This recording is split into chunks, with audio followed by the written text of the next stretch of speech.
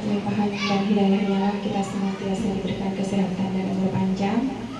Tak lupa pula salawat merangkaikan salam kita hadiahkan ke junjungan kita Nabi besar Muhammad Sallallahu Alaihi Wasallam, yang mana syafaat beliau yang kita harapkan di hari akhir kelak.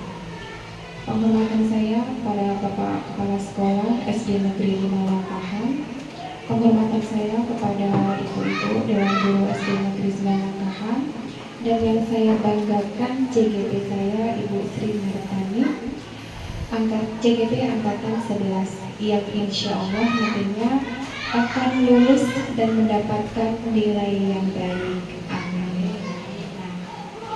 Hari ini CGP saya Ibu Sri Nartani akan mempresentasikan tentang visi dan prakarsa perubahan sekolah. Nah, yang mana nantinya susunan acaranya adalah pengantar tujuan diskusi, yang kedua merumuskan kalimat rumpang dan melihat visi sekolah, yang ketiga mengidentifikasi perilaku yang mencerminkan visi, yang keempat mendiskusikan inisiatif perubahan yang dapat dilakukan di sekolah, dan kemudian penutup. Nah, di sini CGP telah mempelajari modul di 1.3 yang mana tentang visi misi perubahan ataupun prakarsa perubahan sekolah. Di sini nantinya CGP akan mempresentasikan hasil yang telah CGP peroleh selama pembelajaran di LMS. Dan di sini saya mohon kepada ibu-ibu untuk turut serta aktif dalam presentasi dari Ibu Sri Nartani nantinya. Di sini ibu-ibu tidak perlu khawatir karena visi dan misi yang akan dipresentasikan oleh CGP nantinya tidak akan mempengaruhi visi dan misi yang telah ibu terapkan di sekolah ini. Jadi sekali lagi jangan khawatir, visi misi yang akan dipresentasikan nantinya hanya sebagai tugas dalam modul LMS di CGP. Nah, untuk selanjutnya saya silakan kepada Ibu Sri Nartani untuk memulai presentasinya.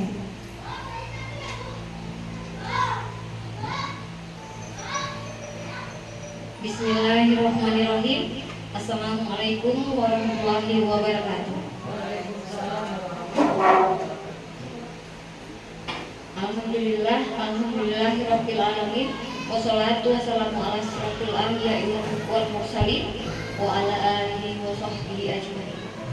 Puji syukur kehadirat Allah Subhanahu wa taala yang telah memberikan kita kesehatan sehingga kita dapat mengikuti kegiatan diskusi pada siang hari ini.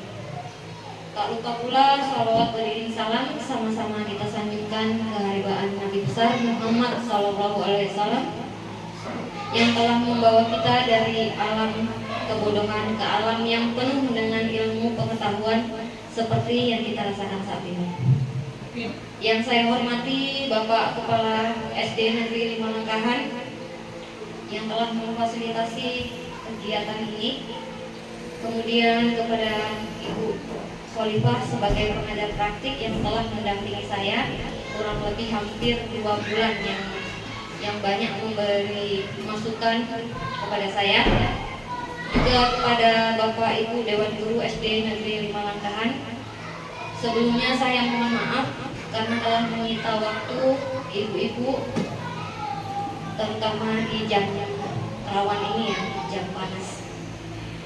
Baiklah, untuk mempersingkat waktu, kita langsung ke diskusi visi dan prakarsa perubahan sekolah.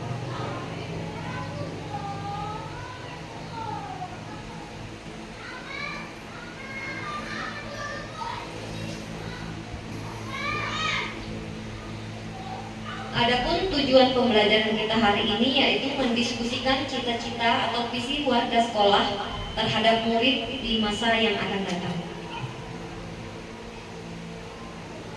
Ya. Ini filosofi Ki Hajar Dewantara yang telah kami pelajari di modul 1.1. Menurut Ki Hajar Dewantara, pendidikan adalah tempat persemaian benih-benih kebudayaan dalam masyarakat untuk menciptakan manusia yang beradab.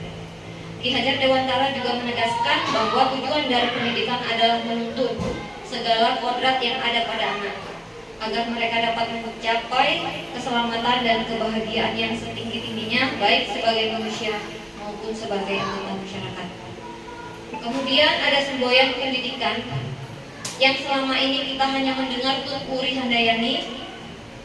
Namun pada pendidikan CGP ini ternyata semboyan itu tidak hanya Tun Puri Handayani yang kita pahami selama ini yang ada di baju-baju seragam anak didik kita. Namun ada Ingarso Sungtulodo yang artinya di depan memberi teladan, Ingmang Karso di tengah membangun kekuatan dan terus berkarya, dan ada Tun Puri Handayani di belakang kita memberi dorongan. Nah, kita sudah mengenal profil pelajar Pancasila. Namun di sini saya sedikit memberi informasi bahwa profil pelajar Pancasila itu ada 6 dimensi. Yang pertama, beriman dan bertakwa pada Tuhan Yang Maha Esa dan berakhlak mulia, berkebinekaan global, gotong royong, mandiri, kreatif, dan bernalar kritis. Nah, agar suasana hari ini tidak tegang, ya, kita sebaiknya speaking dulu yuk Bapak Ibu. Saya harap ibu-ibu dapat berdiri sebentar. Ya. Jadi Bapak Ibu, maaf ibu-ibu maksud saya karena terbiasa ada bapak-bapaknya. Baiklah, ibu-ibu ikuti gerakan saya ya. Jadi ketika saya bilang botak, ibu-ibu akan memegang kepala. Saat saya bilang batu, ibu-ibu memegang mulut. Saat saya bilang batik, ibu-ibu memegang baju ya. Kita mulai ya. Kita tes ya. Botak, batu, batik. Botak, batu, batik. Botak, batu, batik. Botak. Iya, ternyata udah siang ya maklum ya, jadi fokusnya kurang ya. Nah, di sini ada kalimat rumpang, cita-cita untuk murid. Apa sih yang kita impikan? Kita memimpikan murid-murid yang bagaimana? Sebentar ya, dijawabnya saya bagikan link.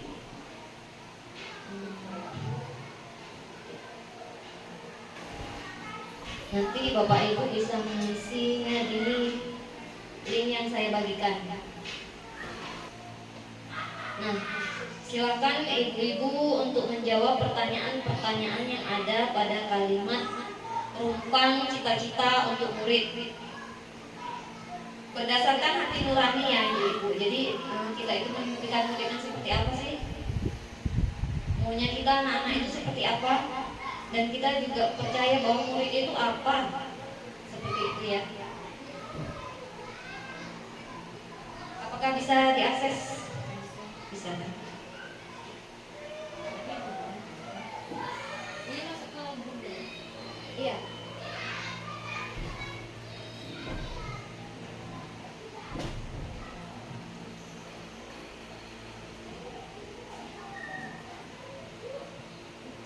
Bagaimana Bu Lina, ada kendala?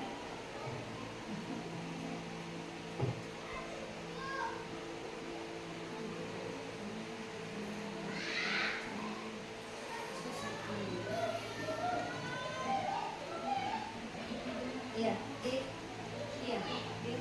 ditekan tanda plusnya ya, ibu-ibu.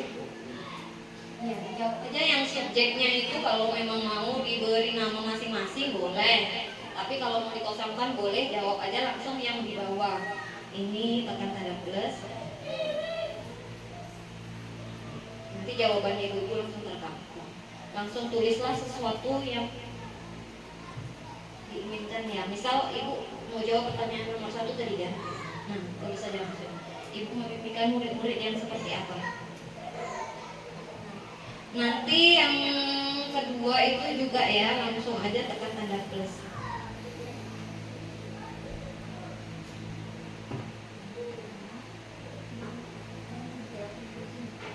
Ya, di bawahnya. Untuk subjeknya itu boleh tulis nama atau boleh juga tidak ditulis ya.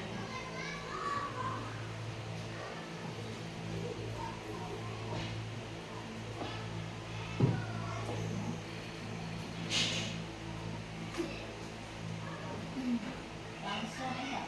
Hah? Enter aja. Publis. Sudah masuk dua jawaban. Ada lagi pertanyaan kedua, kita percaya bahwa murid adalah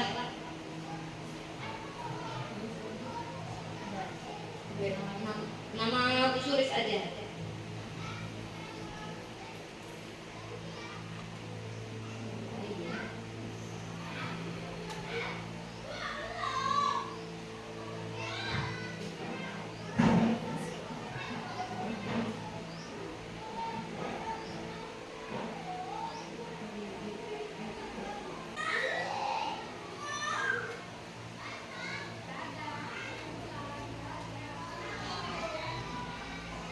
Oke ya, tinggal nomor 5 dan 6.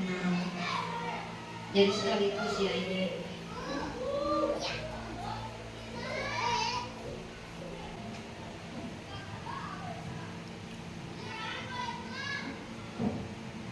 Sambil ibu-ibu isi yang pertanyaan 5 dan 6, saya bacakan ini. Nah, ini adalah cita-cita kita untuk sekolah kita ya. Yang pertama, kita memimpikan murid-murid yang aktif, kreatif, dan inovatif. Ada lagi, kita memimpikan murid-murid yang berakhlak mulia, disiplin, saling menyayangi teman, dan menghormati guru. Selanjutnya, aktif dan kreatif. Saya menginginkan murid yang disiplin, yaitu disiplin dalam berpakaian seragam yang sesuai dengan aturan yang ditentukan di sekolah. Kemudian disiplin di waktu sedang berada di dalam kelas, misalnya sedang melaksanakan kegiatan belajar mengajar berlangsung. Saya mengharapkan siswa dan siswi dapat mengikuti pelajaran dengan baik dan tanggung jawab dalam menyelesaikan tugas yang diberikan oleh Bapak dan Ibu. Ya, bagus sekali ya. Pertanyaan kedua, kita percaya bahwa murid adalah generasi emas untuk bangsa Indonesia. Saya percaya murid yang dapat memajukan generasi bangsa dan dapat berkembang sesuai dengan perkembangan zaman. Selanjutnya, saya percaya bahwa murid adalah sebagai generasi penerus cita-cita bangsa, menjunjung tinggi adab dan sopan santun dalam pergaulan di sekolah dan masyarakat. Selanjutnya, kita percaya bahwa murid adalah generasi penerus bangsa yang berkarakter. Maka dari itu, kita bekali dengan ilmu-ilmu yang sangat bermanfaat dan berguna, baik itu di masyarakat maupun di negara. Kemudian ada pertanyaan, di sekolah kita mengutamakan karakter anak dan norma anak baik untuk sekarang dan masa depan. Selanjutnya, mengutamakan kepentingan bersama daripada kepentingan individu dan untuk menumbuhkan rasa persatuan dan kesatuan dalam kehidupan sehari-hari. Selanjutnya, di sekolah kita mengutamakan saling menghormati, menghargai teman, guru, dan staf sekolah, serta menjaga kerukunan di lingkungan sekolah. Murid di sekolah kita sadar betul bahwa murid belajar dan dididik menjadi murid yang berkompeten, berakhlak mulia, cerdas, dan mandiri. Selanjutnya, anak-anak saya sadar bahwa pendidikan adalah kunci masa depan. Kita sadar betul bahwa tanggung jawab murid di sekolah adalah seutuhnya menjadi tanggung jawab seorang guru. Guru profesional harus menyiapkan materi pembelajaran dengan baik mengikuti perkembangan pendidikan. Selanjutnya, kita warga di sekolah ini yakin untuk kita sebagai warga sekolah yakin untuk dapat menuntun dan membimbing murid agar dapat mencapai kebahagiaan dan keselamatan di dunia dan di akhirat. Ini sejalan dengan filosofi Ki Hajar Dewantara ya. Selanjutnya, kita sebagai warga sekolah mampu menjalankan visi dan misi yang dibuat oleh sekolah. Tujuannya adalah membentuk karakter anak. Kemudian, warga di sekolah ini yakin kita sebagai warga sekolah wajib menjalankan visi misi sekolah, menjalankan tata tertib sekolah, mengikuti peraturan sekolah. Untuk kalimat rumpang yang nomor 6, kita dan warga di sekolah ini paham bahwa saya dan guru lain di sekolah paham bahwa setiap anak memiliki bakat dan kemampuan masing-masing, yang satu sama yang lain saling melengkapi. Kemudian saya dan guru paham bahwa anak ingin mendapatkan fasilitas yang layak dan mendapatkan pendidikan yang baik. Iya. Sepertinya cita-cita ini sejalan ya dengan dimensi profil pelajar Pancasila yang pertama tadi, beriman, bertakwa kepada Tuhan Yang Maha Esa dan berakhlak mulia. Kemudian ada mandiri, berkebinekaan global, gotong royong, dan bernalar kritis. Selanjutnya kita lihat bersama ini visi sekolah kita. Terwujudnya generasi yang memiliki keterampilan, berilmu pengetahuan, beriman dan berakhlak mulia ya. Jadi Bapak Ibu, ada sedikit pertanyaan dari saya. Apakah visi sekolah kita selama ini sudah selaras dengan cita-cita kita untuk murid sesuai yang Ibu-ibu inginkan tadi? Sudah sesuai ya. Adakah yang ingin disesuaikan atau ditambahkan dari visi sekolah kita? Jika iya, apa saja? Ada tidak yang ingin ditambahkan dari visi sekolah kita? Visi sekolah kita tadi adalah terwujudnya generasi yang memiliki keterampilan, berilmu pengetahuan dan beriman dan berakhlak mulia. Tidak ada ya. Jadi visi sekolah kita sepertinya sudah selaras dan tidak perlu ditambahkan lagi. Nah, di sini ada pertanyaan, apa saja sikap-sikap dan perilaku murid, guru, kepala sekolah, serta orang tua yang mencerminkan visi yang telah dirumuskan tersebut. Nah, saya akan membagikan sticky note kepada ibu-ibu. Jadi di sini ibu-ibu nanti menuliskan apa sih sikap-sikap dan perilaku murid, perilaku guru, perilaku orang tua, dan kepala sekolah yang mencerminkan visi yang telah kita rumuskan atau visi yang telah ada di sekolah kita.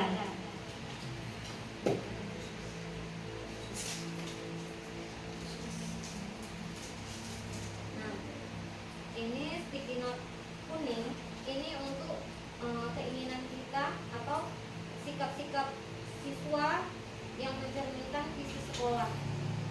Untuk yang warna hijau adalah untuk guru dan yang warna pink untuk orang tua.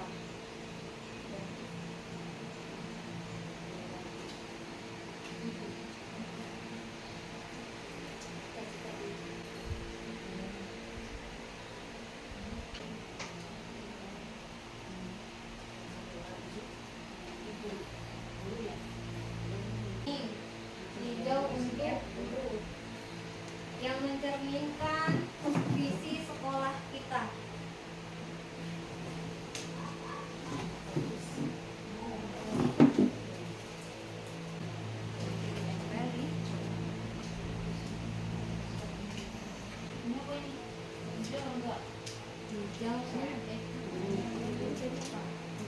Hijau.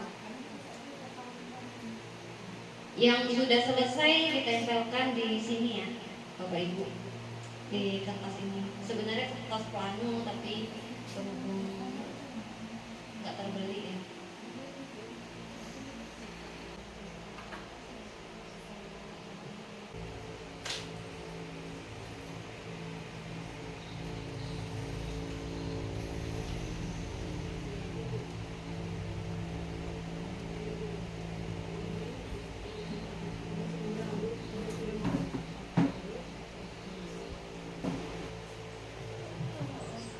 Sepertinya sudah selesai semua ya Ibu-ibu.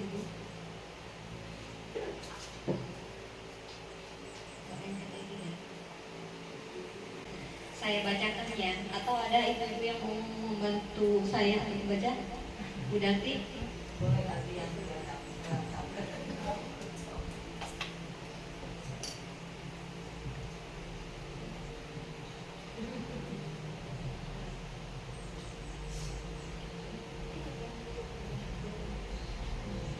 Baik, saya akan membacakan dari murid ya.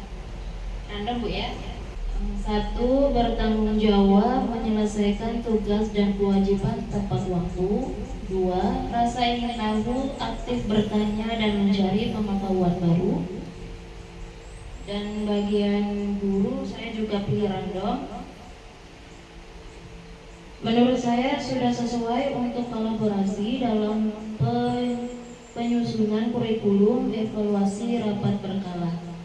Begitu juga dengan orang tua, saya juga random mengadakan sesi sharing antara orang tua untuk berbagi pengalaman dan tips mendidik anak. Terima kasih. Terima kasih Bu Darti. Kita beri aplaus untuk Bu Darti ya. Ya. Jadi sikap orang tua yang mencerminkan visi yang telah dirumuskan, yaitu mengadakan sharing atau kolaborasi ya, kolaborasi antara orang tua dan wali siswa ini sepertinya dalam pembelajaran saling berbagi pengalaman. Jadi tidak hanya menjadi guru tamu ya, namun sharing itu bisa dilakukan di grup WA. Selanjutnya saya membaca yang sikap orang tua yang mencerminkan visi sekolah. Orang tua sangat mendukung dan memberi semangat dan sangat berpartisipasi pada sekolah. Kemudian ada untuk orang tua membuat program sesuai dengan apa yang direncanakan bersama orang tua, diskusi rutin atau masukan dari orang tua wali. Selanjutnya saya percaya bahwa murid adalah sebagai generasi penerus cita-cita bangsa, menjunjung tinggi adab dan sopan santun di sekolah dan masyarakat. Nah, ini sedikit menarik ya. Visi yang mencerminkan visi yang telah dirumuskan, namun ini sikap dari kepala sekolah. Mengembangkan fasilitas sekolah untuk mendukung pembelajaran ya. Sepertinya ini memang sudah sejalan di sekolah kita ya. Jadi ada beberapa guru yang memang sudah menerapkan pembelajaran berbasis IT. Jadi memanfaatkan apa yang telah disediakan di sekolah seperti Infocus, sound system, wifi yang telah disediakan oleh sekolah ya. Pembelajaran berbasis proyek yang melibatkan siswa secara aktif.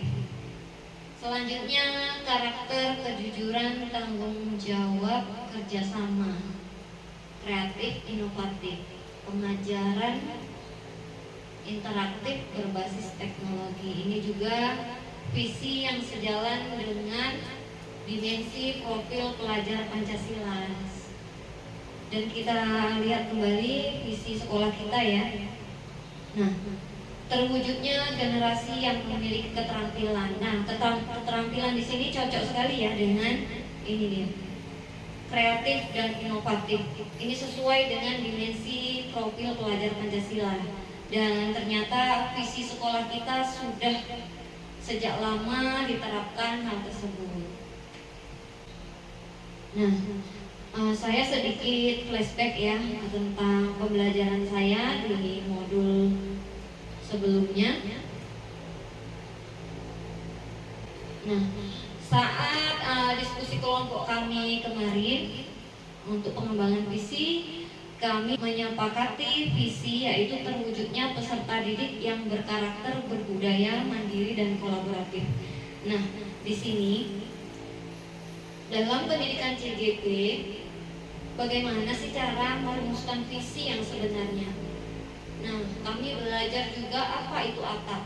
Untuk mengembangkan sebuah visi, kita harus mengenal aset yang dimiliki oleh sekolah kita, tantangan-tantangan yang akan dihadapi, aksi, tindakan kita, dan pembelajaran untuk ke depan.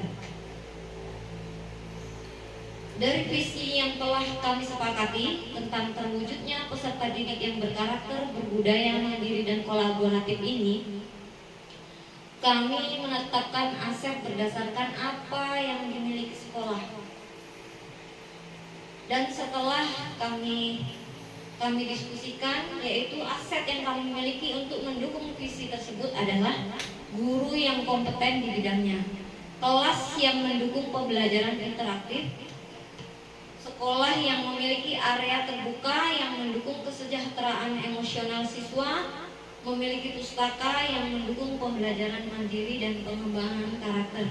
Kalau di sekolah kita ini pojok baca ya, karena di sekolah kita tidak ada fasilitas perpustakaan. Nah, selain aset, kita juga harus melihat tantangan apa sih yang kita hadapi di sekolah kita ini. Yaitu pertama, pengaruh negatif dari media dan lingkungan sosial mempengaruhi pengembangan karakter dan akhlak anak, seperti penggunaan handphone yang berlebihan. Itu juga mempengaruhi perkembangan anak ya.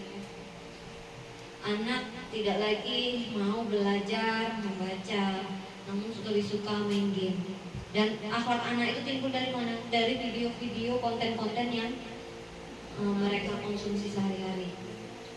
Dan kurangnya partisipasi dan dukungan orang tua. Seringkali hambatan itu datang dari orang tua itu sendiri. Seperti contoh yang sering kita alami, siswa di sekolah kita tidak bisa membaca. Guru telah berusaha untuk mengajarkan anak membaca di saat jam-jam kosong atau jam istirahat, atau membuat jam tambahan setelah pulang sekolah. Namun apa yang terjadi besok saat kembalinya anak tersebut ke sekolah, ternyata apa yang dibaca kemarin itu tidak dapat diulangi lagi, atau dalam artian anak tersebut sudah lupa pelajaran kemarin. Dan ternyata mereka di rumah tidak mengulanginya, dan orang tua tidak peduli dengan tugas-tugas anaknya, hanya sekedar menyiapkan pakaian, berangkat ke sekolah, seperti itu saja. Jadi itu menjadi tantangan tersendiri yang terjadi saat ini ya, kurangnya partisipasi dan dukungan orang tua. Selanjutnya aksi. Apa aksi yang dapat kita lakukan untuk menjalankan aset yang telah kita miliki atau menghadapi tantangan tersebut ya. Yang pertama, membuat pelatihan guru tentang cara mengelola kelas yang beragam dan inklusif, serta mengintegrasikan nilai-nilai karakter. Yang kedua, melakukan kegiatan keagamaan rutin seperti yang telah kita lakukan ya. Pembiasaan pagi itu sangat baik ya. Selanjutnya, berkolaborasi dengan orang tua atau wali siswa. Ini juga penting. Selanjutnya ada pembelajaran. Apa sih pembelajaran yang kita dapatkan? Ya, dari tantangan tersebut, dari aksi ya, tindakan-tindakan tersebut. Yaitu yang pertama, peningkatan pemahaman dan dalam penggunaan media dan interaksi sosial peserta didik. Yang kedua, munculnya karakter peserta didik yang berbudaya, mandiri, dan kolaboratif. Nah, jadi untuk merumuskan sebuah visi itu kita harus berdasarkan aset yang kita miliki, tidak hanya melihat punya orang. Dan itu kalau kita hanya mengambil visi orang, itu tidak akan berjalan sesuai apa yang kita inginkan. Karena visi itu harus kita lihat aset-aset yang kita miliki, baru akan berjalan sesuai keinginan kita. Nah, setelah melakukan tindakan melalui atap, setelah kita merumuskan aset yang kita miliki, melihat tantangan, melakukan aksi dan pembelajaran, maka terjadilah prakarsa perubahan ya, yaitu mewujudkan sekolah ramah lingkungan melalui program penghijauan untuk menumbuhkan peserta didik yang berakhlak, berbudaya, mandiri, dan kolaboratif. Nah, bagaimana visi ini akan terlaksana dengan baik atau terwujud ya? Melalui kanvas bagja prakarsa perubahan. Yang pertama, buat pertanyaan, ambil pelajaran, gali mimpi, jabarkan rencana, atur eksekusi. Nah, selanjutnya ini ada pertanyaan lagi. Setelah kita mengetahui tadi apa-apa yang kita inginkan, cita-cita kita untuk murid, setelah kita melihat visi sekolah kita, di sini apa inisiatif perubahan yang dapat dilakukan bersama?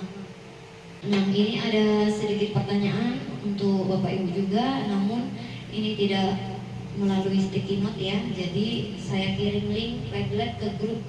Jadi Ibu-ibu bisa mengisi seperti pertanyaan kalimat rumpang tadi. Ayo silakan, karena linknya sudah saya bagikan.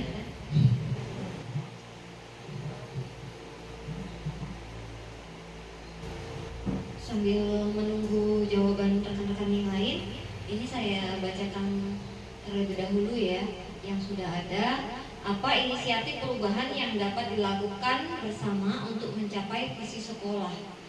Yaitu partisipasi aktif dari semua pihak, bukan hanya guru, siswa, serta orang tua, tetapi juga dari komunitas sekitar. Bagus sekali ya. Selanjutnya, inisiatif perubahan yang dapat dilakukan untuk mencapai visi kami lakukan bersama-sama dengan dukungan orang tua. Selanjutnya, kesepakatan semua yang berada di lingkungan sekolah. Selanjutnya, inisiatif perubahan yang dapat dilakukan bersama untuk mencapai visi sekolah bisa melibatkan berbagai pihak termasuk guru, siswa, orang tua, dan staf sekolah. Beberapa inisiatif yang bisa dipertimbangkan adalah pembelajaran berbasis proyek, pengembangan profesional guru ya, mengikuti pelatihan-pelatihan yang diadakan oleh dinas tempat ataupun dari pelatihan mandiri di topik Merdeka Mengajar. Selanjutnya, mengikuti atau menjalankan visi misi sekolah sesuai dengan apa yang diharapkan semua warga sekolah bersama-sama untuk melaksanakannya. Pertanyaan kedua, apa saja kolaborasi yang dapat dilakukan guru, orang tua, kepala sekolah untuk mewujudkan visi sekolah? Yaitu diadakan diskusi bersama untuk mendapatkan hasil yang maksimal. Selanjutnya, kolaborasi yang efektif antara guru, orang tua, dan kepala sekolah sangat penting untuk mewujudkan visi sekolah.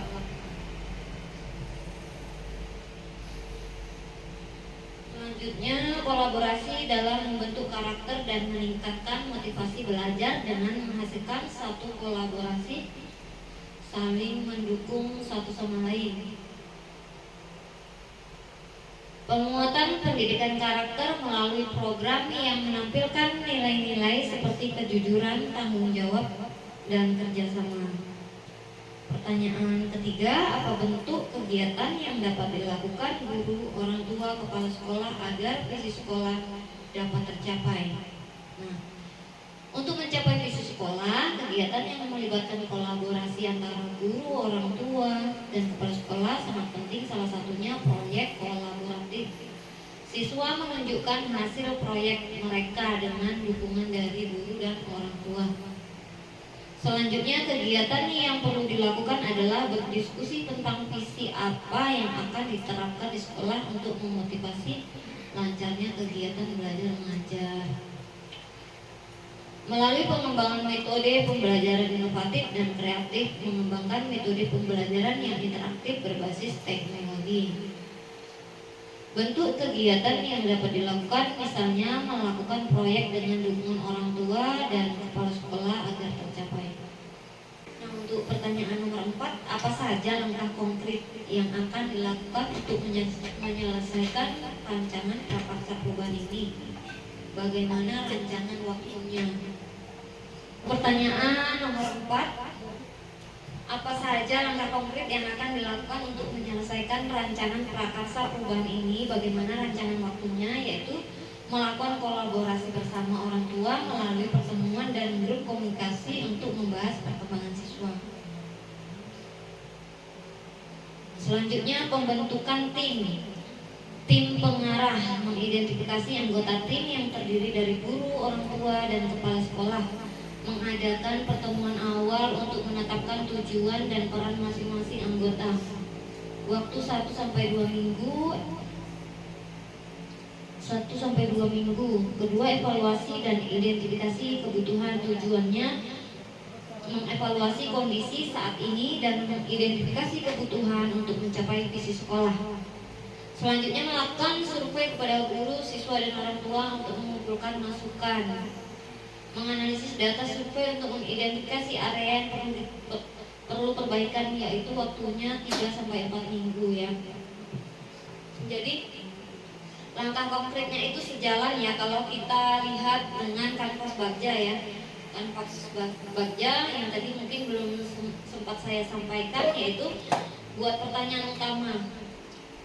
Kita membuat pertanyaan, apakah yang harus dilakukan untuk menerapkan sekolah yang sesuai dengan visi tersebut ya, dengan cara tindakan kita yaitu melakukan kolaborasi tentunya kepada kepala sekolah, warga sekolah ya, baik guru ataupun siswa.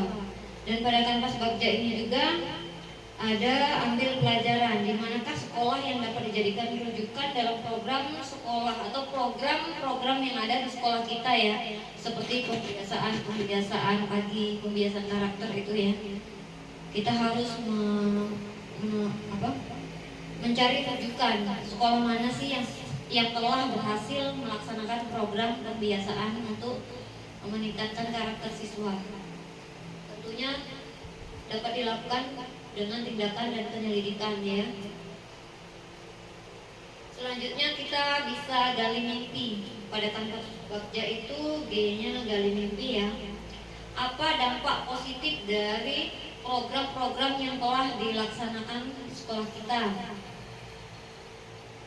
Tindakannya melakukan observasi hasil penerapan program sekolah.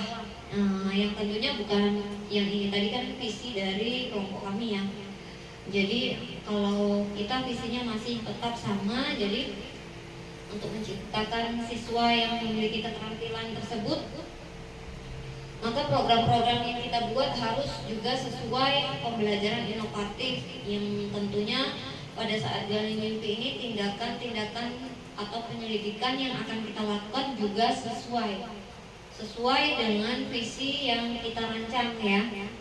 Ini hanya contoh saja bagaimana sih visi itu akan berjalan, prosesnya seperti apa, siapa-siapa yang akan terlibat dalam mensukseskan visi tersebut.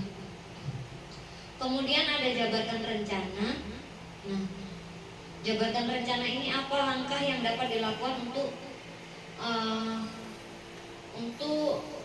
mendapatkan hasil ya dari visi atau program sekolah yang telah kita buat. Misal pembelajaran inovatif itu juga memerlukan tindakan membuat program berupa jadwal tiket, seperti pembiasaan pagi yang sering kita lakukan. Itu juga kita mengadakan jadwal tiket ya.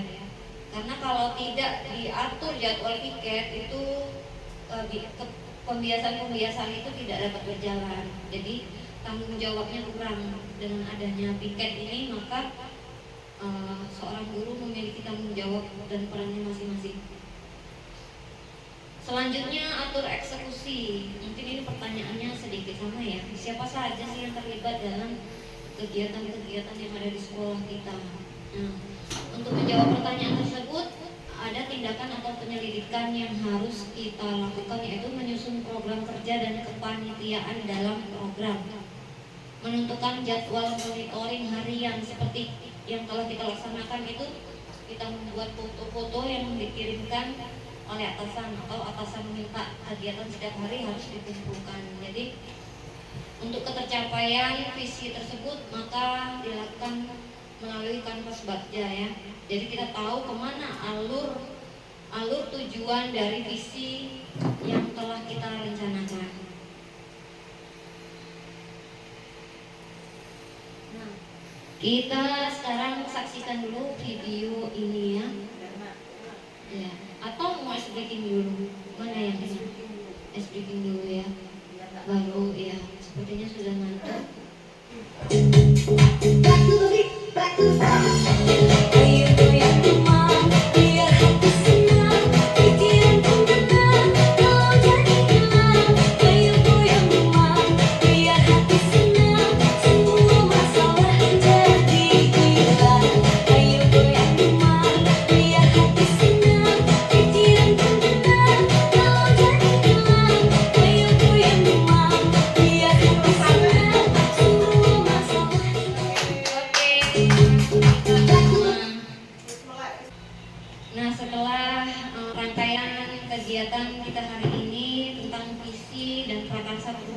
perubahan sekolah, maka saya simpulkan visi adalah gambaran tentang keadaan di masa depan yang diinginkan, memberikan arah dan tujuan.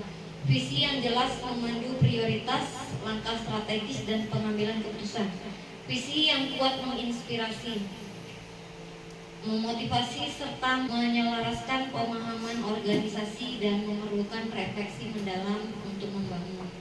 Mungkin untuk hari ini kita cukupkan berhubung waktu ya, dan saya sebelumnya minta maaf kepada ibu-ibu karena telah menyita waktunya sampai siang ini.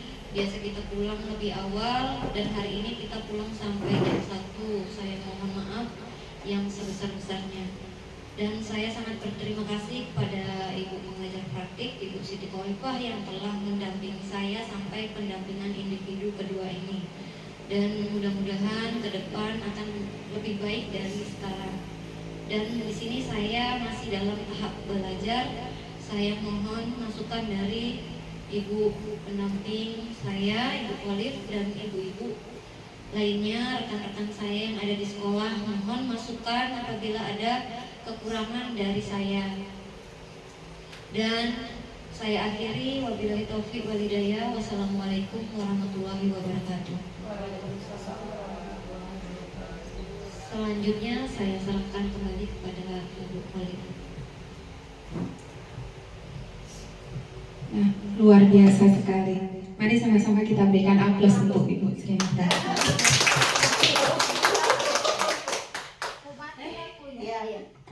Mati lampu, gak apa-apa.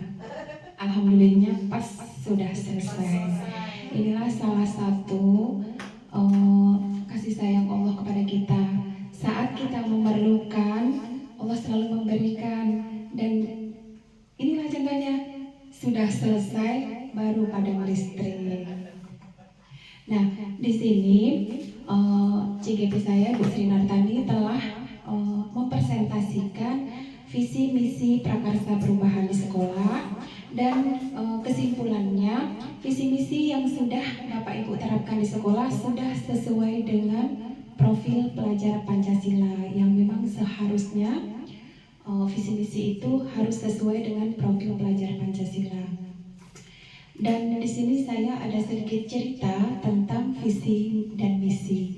Nah, di suatu hari ada 2 orang petani, ada 2 orang nelayan. Nah, nelayan ini bercerita dengan temannya, "Hei Jono," gitu kan, "aku kan ingin sekali suatu hari nanti aku akan punya kapal yang besar, bukan hanya perahu kecil yang seperti kita miliki saat ini. Kalau saat ini kita hanya memiliki 1 perahu kecil, kita berangkat pagi, pulang sore, hasil tangkapan ikan kita jual hanya cukup untuk menghidupi kita 1 hari. Dan ke depan kita seperti itu lagi. Aku nggak mau seperti itu. Aku bercita-cita ingin mempunyai kapal yang besar, dan aku ingin membawa banyak orang bekerja denganku." Lalu si Jono menjawab, "Terus kalau kamu seperti itu tujuannya untuk apa?" "Suatu hari nanti aku ingin mempunyai banyak kapal, banyak pegawai. Aku ingin anakku menempuh pendidikan yang lebih tinggi. Aku tidak ingin anakku seperti aku, yang hanya mendapatkan sesuap nasi aja aku harus kepanasan dan kehujanan. Dan di hari tuaku nanti, aku ingin membuat sebuah rumah kecil di pinggir laut.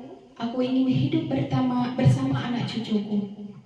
Lalu si Jono menjawab, "Kalau tujuan hidupmu cuma ingin buat rumah kecil di pinggir laut, dan kamu hanya ingin berkumpul dengan anak cucumu, ngapain harus nunggu berapa tahun lagi?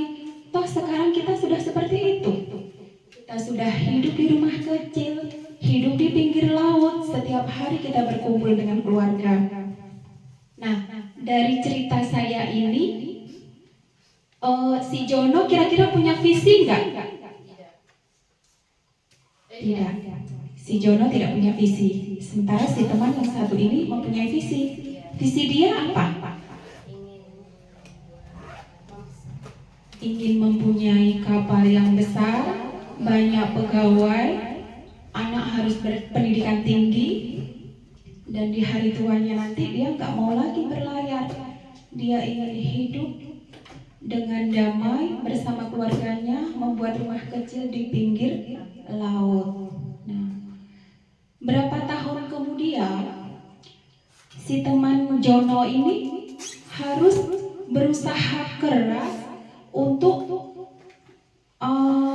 berupaya agar visinya itu bisa terlaksana. Dengan apa? Tentunya dengan misi.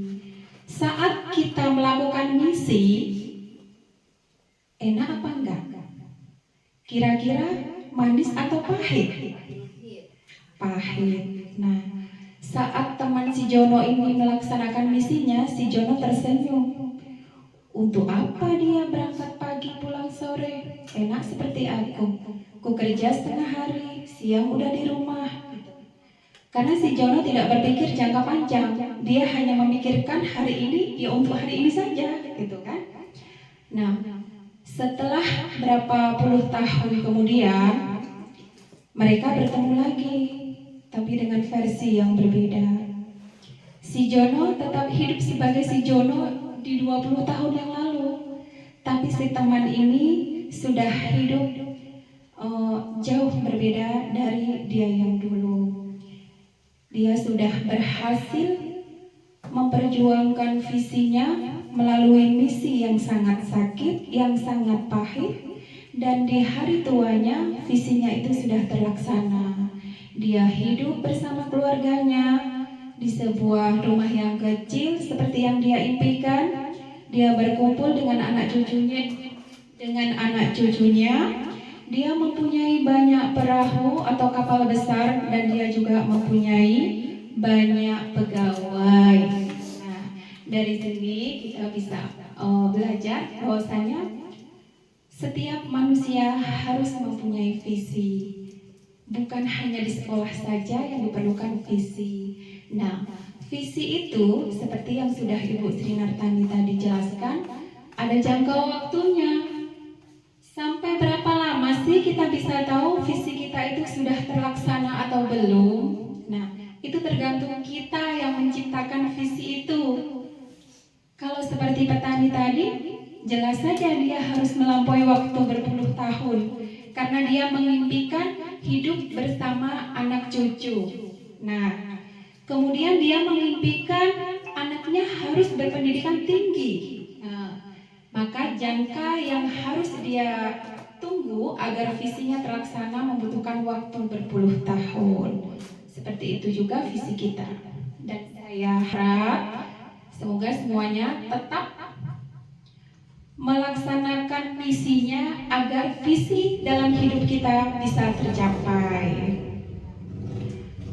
Hari ini saya ucapkan terima kasih kepada ibu-ibu yang seharusnya sudah pulang, Ibu ya, tapi hari ini masih membersamai kami karena ada rekan ibu yang sedang menempuh pendidikan di CGP, dan semoga nanti di angkatan 12 ada pendaftaran lagi, ibu-ibu semua tergerak hatinya untuk mengikuti. Jangan takut akan tugas CGP, karena setelah dijalani nanti tidak akan semengerikan yang mereka katakan. Dan di sini juga sudah ada Ibu Sri, tentunya nanti ibu-ibu bisa minta bantuan kalau terkendala di tugas yang memang sekiranya sangat berat. Tuh ya. Nah, dari saya mohon maaf atas segala kehilafan ataupun salah-salah kata. Sekali lagi saya ucapkan terima kasih. Saya akhiri. Billahi taufiq wal hidayah. Wassalamualaikum warahmatullahi wabarakatuh.